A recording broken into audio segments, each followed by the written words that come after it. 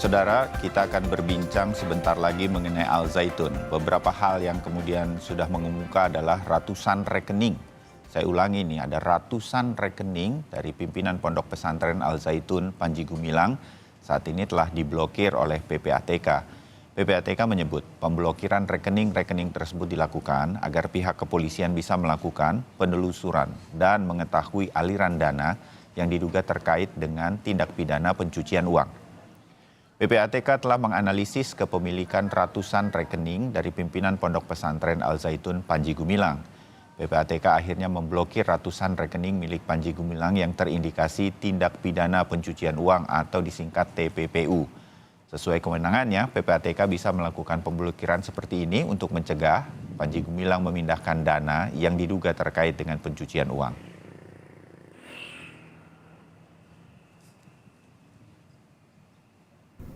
PPATK sebagai intelijen di bidang keuangan atau Financial Intelligence Unit memiliki kewenangan utama yang salah satunya adalah kewenangan untuk meminta penyedia jasa keuangan atau PJK, di mana salah satunya adalah bank, untuk menghentikan sementara seluruh atau sebagian transaksi yang diketahui atau patut dicurigai merupakan hasil tindak pidana sebagaimana diatur di dalam pasal 44 ayat 1 huruf I Undang-Undang Tindak Pidana Pencucian Uang.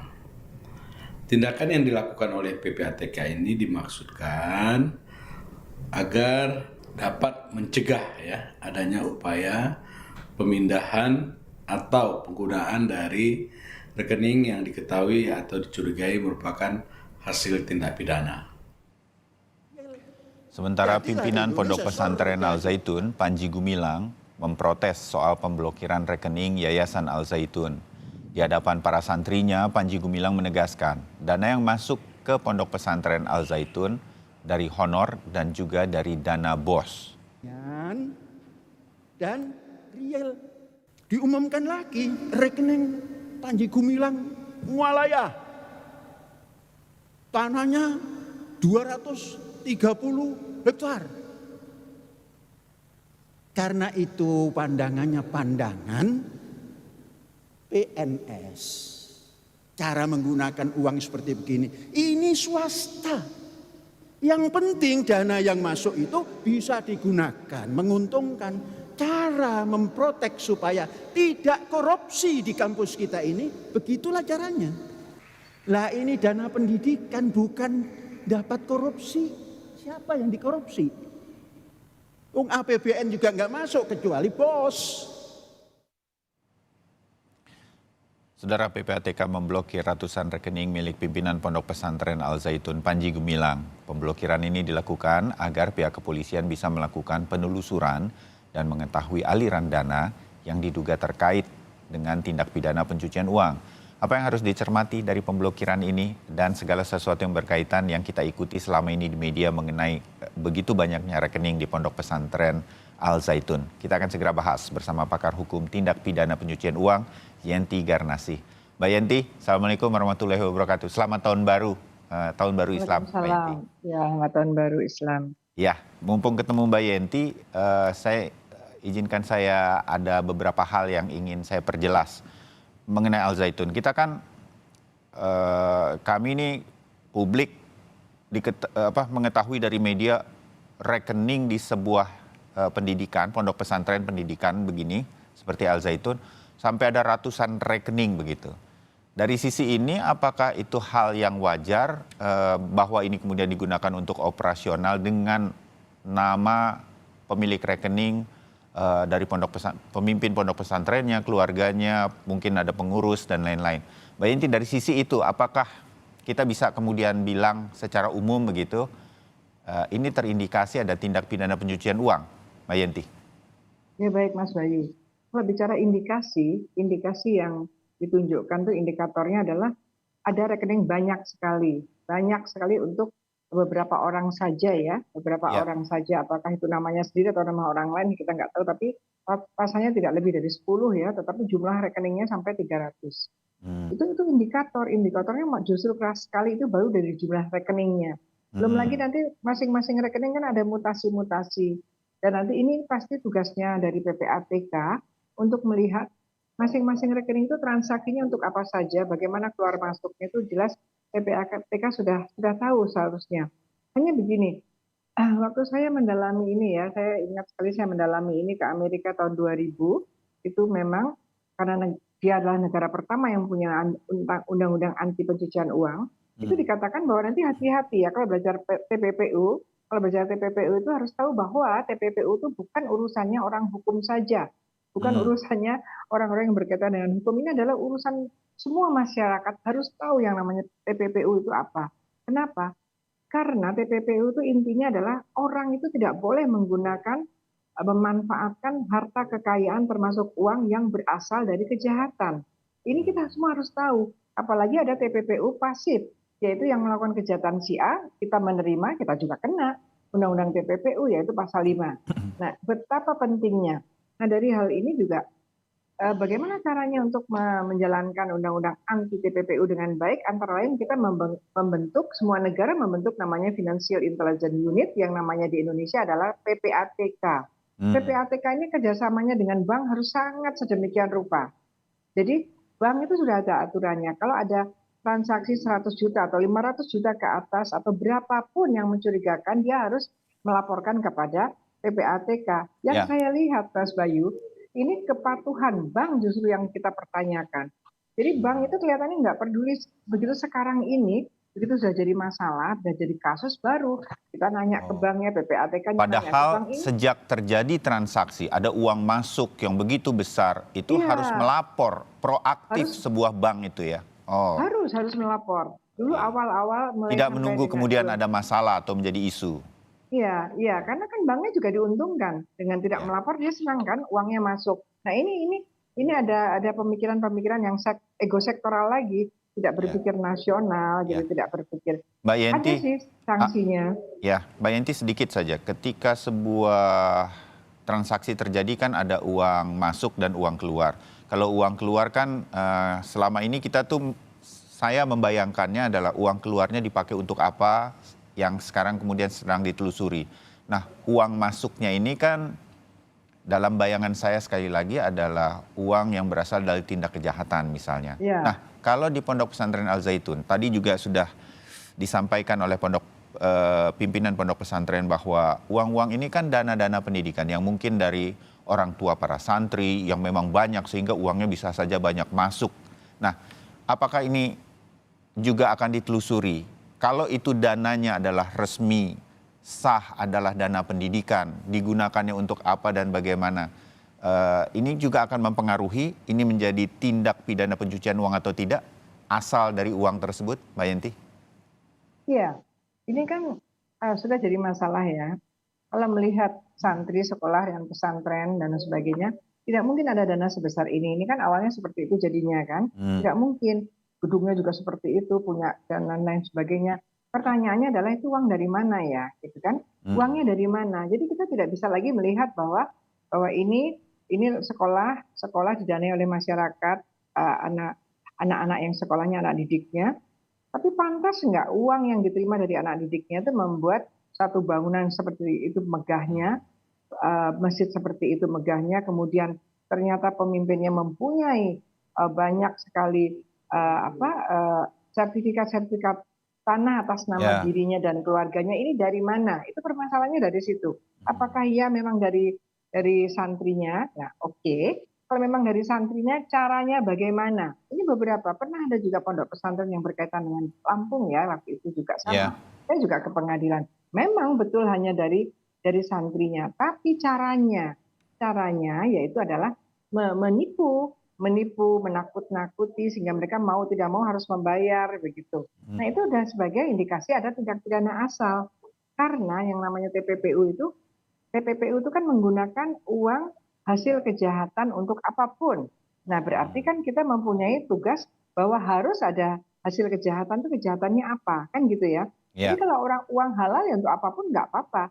Tapi kalau uang itu dari hasil kejahatan ya dia menjadi masalah karena hasil kejahatan itu tidak boleh digunakan apapun.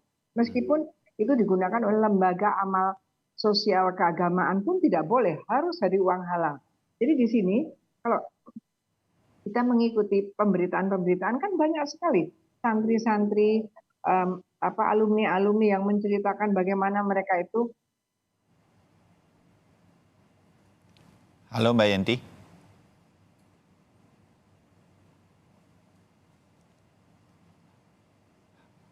Halo Mbak Yenti, tampaknya kami kehilangan audio dan juga video dari pakar pidana untuk tindak pidana pencucian uang Yenti Garnasih yang baru saja menjelaskan bagaimana kemudian indikasi bahwa banyaknya rekening, kemudian nama pemilik rekening, kemudian ada juga sertifikat tanah dengan nama dari pimpinan pondok pesantren beserta keluarganya adalah dugaan kuat bahwa ini ada tindak pidana pencucian uang.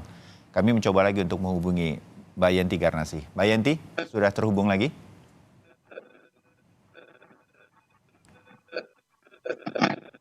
Masih di mute mungkin Mbak Yenti?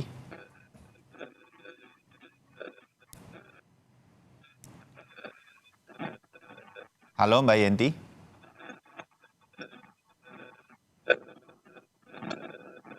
Ya, kami masih akan menghubungi kembali Mbak Yenti Garnasih yang sedang menjelaskan kalau kita sekarang sama-sama melihat pemberitaan di media mengenai Pondok Pesantren Al Zaitun, tampaknya pihak kepolisian, dalam hal ini Barreskrim Mabes Polri yang menangani bersama PPATK akan menelusuri bagaimana kemudian Pondok Pesantren Al Zaitun ini arahnya adalah kepada adanya dugaan tindak pidana pencucian uang. Kita mencoba lagi untuk menghubungi Mbak Yenti Garnasih. Mbak Yenti, selamat pagi sekali lagi. Selamat pagi. Ya, lanjutkan Mbak Yenti. Bagaimana kemudian penindakan, saya agak sedikit maju saja bagaimana kemudian sekarang Barreskrim Mabes Polri bersama PPATK memblokir banyak sekali rekening-rekening. Dari sisi ini, dari sekian banyak ratusan rekening ini, PPATK mengatakan tidak semuanya diblokir. Ini tepat atau tidak menurut Mbak Yenti? Ya memang harus hati-hati ya, tidak semuanya diblokir itu maksudnya bagaimana gitu ya. Tidak semua diblokir itu yang mana saja gitu kan. Tapi begini, memang ya kita tidak bisa juga memblokir semuanya karena ini adalah pendidikan dan kemungkinan santri-santri itu kan korban ya. Kita harus pisahkan juga, harus hati-hati. Makanya presiden itu harus segera itu undang-undang aset recovery supaya kalau ada pemblokiran seperti ini, tetapi kemudian juga ada pihak ketiga yang beretikat baik yang tidak boleh juga dirugikan. Ini ada nanti pengelolaan aset agar uang-uang hasil kejahatan itu masih tetap bisa membiayai ini gitu. Jadi gunanya undang-undang aset recovery itu banyak sekali, bukan hanya setelah selesai kemudian disita, itu bukan seperti itu. Jadi kalau sekarang ini mestinya pemerintah itu sudah memikirkan bahwa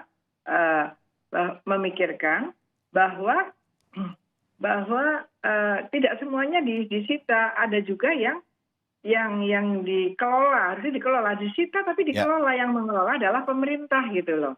Jadi ini jadi rumitnya tuh di sini. Jadi kita tidak bisa ketika ada kejahatan, kemudian kita sita semuanya, kita nggak peduli lagi dengan yang lain-lain atau kita tutup, itu tidak mungkin, tidak boleh gitu. Oke, ini Mbak Yenti, sangat penting. Betul. Selalu nih, saya menekankan juga kalau ketemu sama Mbak Yenti melalui Zoom atau sambungan telepon seperti ini, pasti Undang-Undang Perlindungan Aset ini menjadi catatan. Mudah-mudahan ini didengarkan. Saya sedikit saja sebelum kita tadi sempat terputus, Mbak Yenti itu sedang menjelaskan bagaimana asal uang yang dikumpulkan yang sehingga sampai miliaran begitu, adalah kemungkinan juga ada tindak penipuannya atau unsur kejahatannya. Nah, tadi Mbak Yenti sedang menjelaskan ada mantan para santri yang menjelaskan bahwa mungkin saja mereka tertipu. Lebih tepatnya Mbak Yenti lagi yang menjelaskan. Mbak Yenti? Iya, kita mendengarkan, sebenarnya kan sudah sebulan ya, semakin banyak ya data-data, semakin banyak temuan-temuan ya. Nah ini juga kepolisian itu kelihatannya selalu bertahan seolah-olah semua itu harus dilaporkan. pakai laporan. Ini bukan delik aduan. Polisi juga bisa tahu sendiri, tahu dari mana, dari berita media dan sebagainya, cari buktinya, panggil saksi-saksinya dan sebagainya. Ini sudah sangat lama. Ya. Mereka mengatakan bahwa mereka tertipu, mereka merasa diperas juga ya, karena harus. Kan begini, misalnya tadi malam saya melihat bahwa kalau dalam satu Muharram itu harus lempar jumroh ya, karena Indonesia ini adalah negara Islam gitu ya. Mereka ini sama lah kita di sana. Lempar jumrohnya itu adalah memberikan uang, ya kan? Kenapa? Karena untuk masuk surga. Kan itu udah bohong, itu menipu kan? Yang namanya penipuan kan gitu, dengan cerita-cerita, dengan iming-iming, dan kemudian orang menyerahkan sesuatu itu namanya penipuan. Nah, uang yang diserahkan itu, yang dikumpulkan itu namanya hasil kejahatan. Karena mereka tuh terperdaya. Nah, dari yang kumpulkan itu tadi semalam katanya, semalam aja di satu saat itu hampir 2 miliar. Itu semalam saja waktu itu. Mereka memberikannya malah kalau sedikit malu atau sedikit tidak enak karena mereka yakin bahwa dengan menyumbangkan dengan cara seperti itu, mereka nanti dapat surga. Tapi itu kan penipuan. Ya. Dan entah bagaimana di brainwash sedemikian rupa, saya sih tidak berbicara tentang penodaan agamanya ya. Saya melihat ini adalah bagaimana suatu rumusan dalam 378 KUHP itu terpenuhi, yaitu dengan cerita-cerita, dengan rangkaian-rangkaian kebohongan yang membuat orang-orang itu menyumbangkan uangnya, membayarkan uangnya. Nah, uang-uang yang disimpan itu adalah uang hasil kejahatan. Nah, ketika uang itu digunakan untuk apa saja, termasuk untuk pembiayaan sekolahnya, itu ya termasuk TPPU. Jadi tidak boleh juga untuk kegiatan resmi menggunakan hasil kejahatan, tetap itu TPPU. Gitu, ya. Oke, terbayang Mbak Yenti, walaupun waktu saya terbatas sedikit saja ya, bagaimana kemudian kita sekarang mengetahui bagaimana mengumpulkan uang untuk sebuah pendidikan yang dilakukan oleh pondok pesantren, dalam hal ini Al Zaitun, juga harus kita perhatikan. Nah, hal inilah yang mungkin banyak kita miss dari mengikuti semua pemberitaan mengenai Al Zaitun. Terakhir, Mbak Yenti, pada hari ini, tindakan pemblokiran, walaupun tidak semuanya, yang diperkirakan masih digunakan rekeningnya untuk yayasan agar pondok pesantren Al Zaitun bisa terus beroperasi, tidak diblokir begitu. Nah, ini tidak mengganggu upaya untuk mengetahui seluruh masuknya dana dari mana, apakah ada tindak penipuan dan lain-lain, sampai kemudian penggunaannya. Menurut Anda untuk, saya selalu ingat Mbak Yenti kalau bilang untuk TPPU harus bergerak cepat soalnya. Mbak Yenti. Iya, betul. Dikatakan bahwa dalam teorinya malah per second, per detik itu uang yang ada di rekening terutama itu bisa kemudian pindah. Maka upaya yang paling cepat adalah memang memblokir, membekukan. Harusnya yang membekukan kan kalau sudah proses penyidikan yaitu kepolisian ya, penyidik dibekukan. Tapi kan proses kepenyidikan kan lama, oleh karena itu diberikan oleh undang-undang kewenangan atau hak dari PPATK untuk memblokir sementara, untuk menunda transaksi sementara 5 hari sampai 20 hari. Sebetulnya ini harus ditangkap oleh kepolisian, oleh dalam hal ini Barreskrim, bahwa pemblokiran yang dilakukan oleh PPATK itu tidak lama, tidak seperti yang dilakukan oleh penegak hukum sampai dengan proses pengadilan gitu. Nah ini harusnya sama, ini pemikirannya harus komprehensif. Artinya apa? Kalau di atas 20 hari ya nanti dilepas gitu, kan semakin susah. Kalau kita betul-betul masih mengaku negara hukum yang akan menegakkan hukum dengan baik, yang mana dinamika kehidupan di bangsa Indonesia itu adalah dinamika yang dibiayai oleh dana yang halal. Kalau tidak halal ya harus ditegakkan hukumnya dengan TPPU itu. Tapi ini nampaknya tersangkanya saja lama sekali, sementara masyarakat sudah sedemikian rupa. Jadi bisa jadi masyarakat sudah tidak percaya lagi dengan penegakan hukum. Jadi ini ada pertanyaan lagi, kenapa? Adakah yang melindungi ataukah ada pihak-pihak tertentu yang super power dan sebagainya yang terlibat? Ini juga harus dipikirkan. Baik, iya. Mbak Yenti, mudah-mudahan masukan dari Mbak Yenti seperti biasa untuk kasus dugaan TPPU ini menjadi masukan untuk Pondok Pesantren Al Zaitun yang menjadi perhatian masyarakat. Kita pasti akan ngobrol lagi atau diskusi lagi untuk mengikuti perkembangannya. Mbak Yenti Garnasih, terima kasih, selamat pagi. Terima kasih, selamat pagi.